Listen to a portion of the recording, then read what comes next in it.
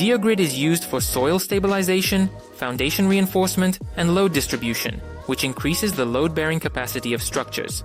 It works effectively in challenging conditions, reinforcing embankment slopes and reducing foundation settlement, making it especially useful in road and hydraulic construction. Installation technology. Preparing the base. You need to clear the area of debris, level and compact the soil. Next comes the gravel and sand base. Installing geotextile. Spread the non-woven Geoflux geotextile without wrinkles, overlapping by CME 20-30. Secure the edges. Stretching and securing the GeoGrid. Unroll the GeoGrid on the prepared surface and stretch it out, securing the edges with anchors.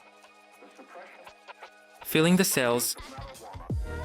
Fill the GeoGrid cells with material, gravel, sand, or soil, spreading and compacting it evenly. Using GeoGrid reduces costs by decreasing the amount of bulk materials needed for reinforcement, which in turn cuts down on repair and maintenance expenses, increasing the durability of the structures.